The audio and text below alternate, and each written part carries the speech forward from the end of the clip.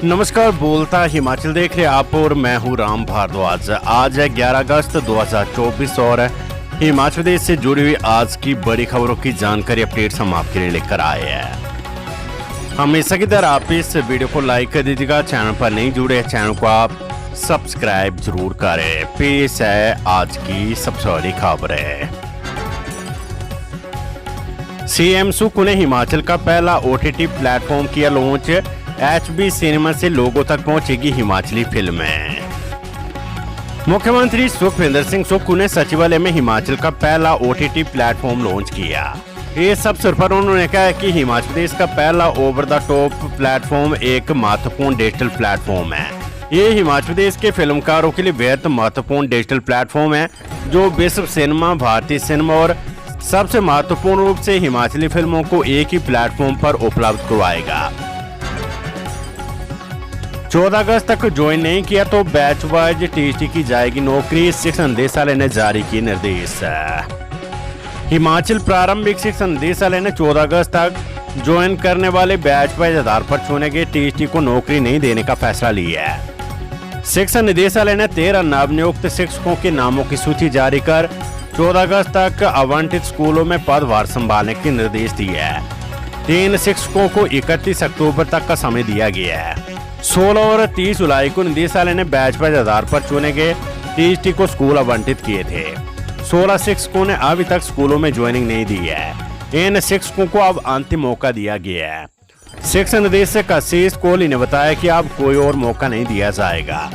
इन शिक्षकों ने अगर पदभार नहीं संभाला तो माना जाएगा कि नौकरी नहीं करना चाहते हैं। ऐसी स्थिति में बैच वाइज सूची के आधार पर अन्य का चयन करने की प्रक्रिया को शुरू किया जाएगा। हिमाचल प्रदेश में महिलाओं को झटका। अब HRC में नहीं मिलेगी 50% छूट। स्कूली बच्चों के लिए भी तय होगा किराया। हिमाचल प्रदेश में महिलाओं को एक बड़ा झटका लगा है। बता दें कि प्रदेश में बस किराए में 50% छूट को घटाकर 25% करने का फैसला लिया गया है। HRC को घाटे से उबारने की कवायद के तहत सरकार ये कदम उठा रही है। इसके अलावा प्रदेश के सरकारी स्कूलों के बच्चों के लिए HRC बसों में निःशुल्क सफर के स्थान पर न्यूनतम किराया तय करने पर विचार हो रहा है। बीते वीरवार को हुई मंत्रिमंडल की बैठक में इसे लेकर चर्चा हुई है। बता दें कि निगम का प्रति किलोमीटर बस संचालन का खर्चा करीब 80 रुपए है, जबकि आय बेहद कम है। ये सरकार HRC को सालाना करीब 700 करोड़ रुपए की ग्रांट देती है। सरकार का प्रयास है कि निगम की माली हालत सुधार कर ग्रांट कम करे। इसी कड़ी में आर्थिक संकट से गुजर रही प्रदेश सरकार सख्त फैसले लेने की तैयारी में है। मंत्रिमंडल की बैठक में सरकार ने पुलिस कर्मियों को निगम की बसों में निःशुल्क सफर बंद करने का फैसला लिया है। अहंकारी कांग्रेस राज में हिमाचल में तालाबंदी की सरकार। अनुराग ठाकुर बोले, सुक्खू सरकार हर रोज लोगों पर डाल रही है खर्चे का बोझ। पूर्व केंद्रीय मंत्री व हमीरपुर लोकसभा क्षेत्र से सांसद अनुराग सिंह ठाकुर ने हिमाचल प्रदेश में कांग्रेस सरकार द्वारा जनहित में भाजपा सरकार द्वारा लिए गए ग्रामीण इलाकों में मुफ्त जलापूर्ति व पुलिस कर्मियों की HRC में निःशुल्क यात्रा सहित कई फैसलों पर रोक लगाने को दुर्भाग्यपूर्ण बताया है। उन्होंने इस फैसले को अहंकारी कांग्रेस द्वारा हिमाचल में तालाबंदी की सरकार चलाने की बात कही है। अनुराग ठाकुर ने कहा कि हिमाचल की कांग्रेस सरकार अहंकार में डूब चुकी है। कांग्रेस द्वारा भाजपा सरकार की जनहित की योजनाओं को एक एक कर बंद किया जाना इनकी दुर्भावना को दिखाता है। भाजपा सरकार ने ग्रामीण इलाकों में मुफ्त जलापूर्ति व पुलिस कर्मियों की HRC में मुफ्त यात्रा सहित कई फैसलों पर वर्तमान सरकार ने रोक लगा दी है। मिंजर मेले की अवधि 4 दिन बढ़ी। अब चौगान में 13 अगस्त तक जारी रहेगी व्यापारिक गतिविधियां। ऐतिहासिक चंबा चौगान में अब 13 अगस्त तक व्यापारिक गतिविधियां जारी रहेगी। मिंजर मेले की अवधि 4 दिन और बढ़ा दी गई है। इससे देश भर के विभिन्न राज्यों से चंबा पहुंचे व्यापारियों को राहत मिली है। वहीं जिलों के लोगों को भी खरीदारी के लिए अतिरिक्त समय मिल गया है। खबर धर्मशाला से न्यायालय के आदेशों की अवहेलना पर पंजाब रोडवेज की 2 बसें जब्त। न्यायालय के आदेशों की अवहेलना पर पंजाब रोडवेज की 2 बसें जब्त कर ली गई है। दुर्घटना के शिकार पीड़ित परिवारों को पंजाब रोडवेज की ओर से उचित मुआवजा न देने पर कोर्ट ने ये सख्ती दिखाई है। बता दें कि कांगड़ा जिला और सत्य न्यायाधीश राजीव बाली धर्मशाला की अदालत ने पंजाब रोडवेज की बसों को जब्त कर कब्जे में लेने के आदेश दिए है। धर्मशाला न्यायालय ने आदेश मोटर वाहन अधिनियम के तहत दिए है। पहला मामला वर्ष 2012 का है, जबकि दूसरा मामला 2017 में दर्ज हुआ था। Weather update. कई भागों में झमाझम वर्षा से बादल, 99 घरों और दुकानों में घुसा मलबा, राज्य की 135 सड़कें बंद है। हिमाचल प्रदेश के कई भागों में ऑरेंज अलर्ट के बीच भारी बारिश दर्ज की गई है। शुक्रवार रात को नान में 168.3, संदोल 106.4, नगरोटा सूर्य 93, धौलाकुंआ 67, जोबड़ाटी 53, धर्मशाला 13, कांगड़ा 12 और नारकंडा में 19 मिलीमीटर बारिश दर्ज की गई है। मौसम विज्ञान केंद्र शिमला की ओर से 11 से 16 अगस्त तक कुछ स्थानों के लिए भारी बारिश का येलो अलर्ट जारी किया गया है। प्रदेश की राजधानी शिमला में भी झमाझम बारिश दर्ज की गई है। उधर प्रदेश में जगह जगह भूस्खलन से प्रदेश में 135 सड़कें, 24 बिजली ट्रांसफार्मर और 56 जल आपूर्ति योजनाएं ठप है। जिला सिरमौर में शुक्रवार रात को भारी बारिश हुई है। भारी बारिश के चलते जिले के कई स्थानों पर नुकसान के मामले सामने आए हैं। जिला मुख्यालय नान में भारी बारिश से गलियों ने नाले का रूप धारण कर लिया। वार्ड नंबर 5 के अमरपुर मोहल्ला में देर रात हुई भारी बारिश लोगों के लिए आफत बनकर आई।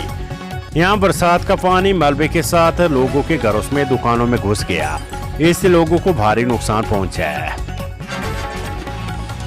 जयराम ठाकुर बोले, सुविधाएं छीनने और शून्य विकास ही सुख सरकार की उपलब्धि। नेता प्रतिपक्ष जयराम ठाकुर ने कहा है कि सुख सरकार पूरी तरह से जन विरोधी काम कर रही है। जिन वायदों के साथ कांग्रेस सत्ता में आई है, सारे काम उसके विपरीत किए जा रहे हैं। तेजी से कर्ज लेना, लाखों परिवारों से सुविधाएं छीनना, उनके जीवन को संकट में डालना और हजारों की संख्या में संस्थान बंद करना सरकार के 1.5 साल के कार्यकाल की उपलब्धि है। यदि सुख सरकार के कार्यकाल का लेखा जोखा निकाला जाए तो ये प्रदेश के सबसे बुरे प्रदर्शन के तौर पर जाना जाएगा। बीबीएन में एटीएम चोरी के मामले में पंजाब से 2 आरोपी गिरफ्तार है। औद्योगिक क्षेत्र बीबीएन के तहत बागवानियों में वीरवार रात को चोरों द्वारा 2 एटीएम मशीनों को तोड़कर करीब 18 से 19 लाख रुपए का कैश चोरी करने के मामले में पुलिस ने 2 आरोपियों को गिरफ्तार कर लिया है। पुलिस ने इन दोनों आरोपियों को पंजाब के नवांशहर के पास से पकड़ा है। 27 नवंबर को होगी जीएनएम कोर्स की द्वितीय चरण की काउंसलिंग। जीएनएम की पढ़ाई करने वाले विद्यार्थियों को इस कोर्स में प्रवेश करने के लिए दूसरा मौका मिल गया है। जो छात्र जीएनएम प्रवेश के लिए पहली सूची में जगह नहीं बना सके, उसके लिए द्वितीय चरण की काउंसलिंग रखी गई है। ये केंद्रीकृत काउंसलिंग 27 नवंबर को आईजीएमसी के सभागार में होगी। ऐसे उम्मीदवार जिन्होंने 3 वर्ष की जीएनएम परीक्षा के लिए पहले आवेदन कर दिया है, वे दूसरी काउंसलिंग में भाग ले सकते हैं। फिलहाल सरकारी जीएनएम स्कूलों में 34 सीटें खाली है। इनमें जीएनएम स्कूल बिलासपुर में 3, चंबा 8, रामपुर 9, मंडी 3, टांडा 3 और नान में 8 सीटें शामिल है। किसानों से धान की खरीद के लिए 10 सितंबर के बाद खुलेगा पोर्टल। किसानों से धान खरीद को लेकर खाद्य नागरिक आपूर्ति विभाग ने तैयारियां शुरू कर दी है। धान खरीद करने के लिए 10 सितंबर के बाद पोर्टल खुलेगा। किसान धान की फसल बेचने के लिए पोर्टल में पंजीकरण करवा सकेंगे। प्रदेश के धान खरीद केंद्रों में 10 अक्टूबर से 31 दिसंबर तक धान की खरीद शुरू की जाएगी। 2320 रुपए प्रति क्विंटल धान का मूल्य तय किया गया है। हिमाचल प्रदेश में क्रशर और उद्योगों में लगेंगे स्मार्ट बिजली मीटर। हिमाचल प्रदेश के सीमाई क्षेत्रों और खासकर उद्योग क्षेत्रों में लगे क्रशर और उद्योगों में बिजली के स्मार्ट मीटर लगाए जाएंगे। यहां स्मार्ट मीटर लगाने के लिए बिजली बोर्ड ने 1000 करोड़ रुपए का टेंडर किया था, जिस पर अब काम शुरू होने वाला है। सूत्रों के अनुसार मीटरों की टेस्टिंग का काम चल रहा है और पर्याप्त मीटर उपलब्ध हो जाने के साथ अक्टूबर में मीटर लगा दिए जाएंगे। प्रदेश के प्रमुख उद्योग क्षेत्र बद्दी बरोटीवाला, कालम, पोंटा साहिब में 9 लाख के करीब स्मार्ट मीटर लगाए जाएंगे, जिससे बिजली बोर्ड की आमदनी में यकीनन बढ़ोतरी होगी।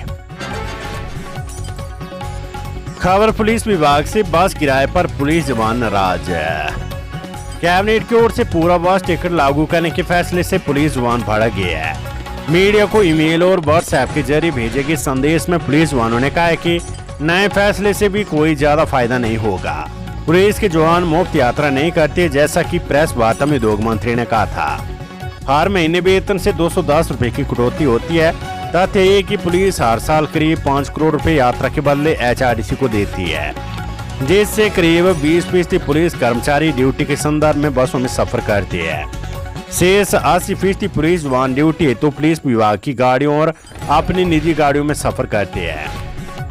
उन्होंने कहा कि हमें नहीं लगता कि इस सुविधा को बंद करके कोई मुनाफा होगा, क्योंकि आज तक पुलिस कर्मचारी जहां भी राजकीय कार्य से यात्रा करता है तो वे ज्यादातर अपने निजी वाहन का प्रयोग करते हैं और किसी प्रकार की यात्रा भत्ते का क्लेम नहीं करते हैं। परंतु इस सुविधा के बंद होने पर प्रत्येक कर्मचारी अपनी सरकारी यात्रा का क्लेम करेगा, जिससे सरकारी खजाने पर अतिरिक्त बोझ पड़ेगा।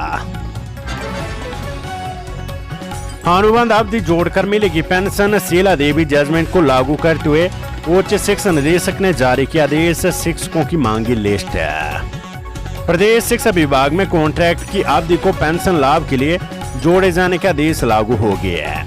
आयुर्वेद विभाग से शीला देवी बनाम हिमाचल सरकार केस में आए फैसले के बाद लगभग सभी विभागों में ये फैसला लागू हो रहा है। एक तरफ उच्च शिक्षा निदेशक ने लेक्चरर हिस्ट्री राजेश वाला की कॉन्ट्रैक्ट सर्विस को पेंशन लाभ के लिए गिने जाने के आदेश दिए है। दूसरी तरफ सभी शिक्षा उपनिदेशकों से अपने जिले में ऐसे शिक्षकों की लिस्ट मांगी है जिनका कुल सेवा काल अनुबंध अवधि मिलाकर 10 साल या इससे ज्यादा बनता है। शीला देवी केस के आधार पर अब उच्च शिक्षा निदेशालय ने भी 10 साल सेवा काल के पूरे होने पर कर्मचारियों को पेंशन देने का फैसला किया है। इसमें कॉन्ट्रैक्ट की अवधि भी जोड़ी जाएगी ताकि पेंशन लेने के लिए रेगुलर सर्विस के 10 साल पूरे हो सके। बांग्लादेश में अल्पसंख्यकों की सुरक्षा के लिए तत्काल हस्तक्षेप करे केंद्र सरकार, विक्रमादित्य सिंह। लोकमान्य मंत्री विक्रमादित्य सिंह ने केंद्र सरकार से बांग्लादेश में अल्पसंख्यक समुदाय की सुरक्षा के लिए तत्काल हस्तक्षेप करने की मांग की है। शिमला से जारी बयान में उन्होंने कहा है कि बांग्लादेश में हाल ही में राजनीतिक घटनाओं ने अल्पसंख्यक समुदाय के लिए गंभीर और चिंताजनक स्थिति पैदा कर दी है, जिसमें सामूहिक हत्याओं, मंदिरों की विनाश और व्यापक हिंसा की परेशान करने वाली खबरें हैं। शेख हसीना की सरकार जाने से एक शक्ति शून्य बन गई है, जिसका फायदा उग्रवादी तत्वों ने अल्पसंख्यक आबादी को निशाना बनाने के लिए उठाया है। उन्होंने चिंता जताते हुए प्रधानमंत्री नरेंद्र मोदी के नेतृत्व में केंद्र सरकार से तत्काल और निर्णायक कार्यवाही करने का आग्रह किया ताकि उनके हितों की रक्षा की जा सके। हिमाचल प्रदेश में कर्मचारियों की ECR में अब नेगेटिव ग्रेडिंग। हिमाचल के सरकारी क्षेत्र में सबसे बड़ा व्यवस्था परिवर्तन होने वाला है। मुख्यमंत्री सुखविंदर सिंह सुक्खू की अध्यक्षता में हुई मंत्रिमंडल की बैठक में गुरुवार को सरकारी कर्मचारियों की एनुअल कॉन्फिडेंशियल रिपोर्ट यानी ECR की व्यवस्था को बदल दिया गया है। अब हर पोस्ट के सालाना लक्ष्य तय होंगे और अचीवमेंट आधारित ही प्रमोशन प्रक्रिया रहेगी। राज्य सरकार ने सरकारी अधिकारियों और कर्मचारियों की असेसमेंट के लिए डिस्क्रिप्टिव ग्रेडिंग के बजाय न्यूमेरिकल ग्रेडिंग की व्यवस्था बनाई है। यानी ECR या APR में अब आउटस्टैंडिंग, वेरी गुड या एवरेज नहीं लिखा जाएगा, बल्कि काम के हिसाब से सिर्फ नंबर दिए जाएंगे। सबसे बड़ी बात यह होगी कि इसमें नेगेटिव ग्रेडिंग भी होगी। यदि कर्मचारियों ने कोई गलत एक्शन किया या कोई एक्शन ही नहीं किया तो भी ECR से नंबर कट जाएंगे। यदि किसी को नोटिस जारी हुआ है या एडवाइजरी जारी हुई है तो भी नंबर कटेंगे। नंबर कटने की सूरत में कार्यकाल की पात्रता पूरी होने के बावजूद प्रमोशन नहीं होगी। इंक्रीमेंट भी इसी से जुड़ा हुआ विषय रहेगा। हर विभाग में एनुअल वर्क प्लान बनेगा जिसमें सभी पदों के लिए लक्ष्य तय होंगे। मसलन DFO को साल में कई प्लांटेशन, पुरानी प्लांटेशन की इंस्पेक्शन और नर्सरी प्रोडक्शन के लक्ष्य अचीव करने होंगे। शिक्षकों को कक्षा का रिजल्ट, प्रिंसिपलों को स्कूल का एनरोलमेंट जैसे लक्ष्य हासिल करने होंगे। राज्य सरकार अपने फ्लैगशिप कार्यक्रमों से भी एनुअल टारगेट बना सकती है। CM सुक्खू बोले प्राकृतिक खेती योजना जल्द करेंगे लागू, 1,92,000 किसानों को मिलेगा लाभ। मुख्यमंत्री सुखविंदर सिंह सुक्खू ने कहा कि प्राकृतिक खेती को बढ़ावा देने के लिए सरकार कृषि क्षेत्र में हेमंती योजना लागू करने जा रही है। इस योजना के लिए 150 करोड़ रुपए दिए गए हैं। योजना से लगभग 1,92,000 किसानों को प्रोत्साहन मिलेगा, जो पहले से 32,149 हेक्टेयर से अधिक भूमि पर रसायन मुक्त खेती कर रहे हैं। इस योजना का मुख्य उद्देश्य क्लस्टर आधारित विकास मॉडल के माध्यम से कृषि क्षेत्र को आर्थिक रूप से व्यावहारिक बनाने और प्राकृतिक खेती को बढ़ावा देना होगा। योजना के तहत सरकार छोटे किसानों को एकीकृत करेगी जिससे वे बड़ी मात्रा में उत्पादन कर सके।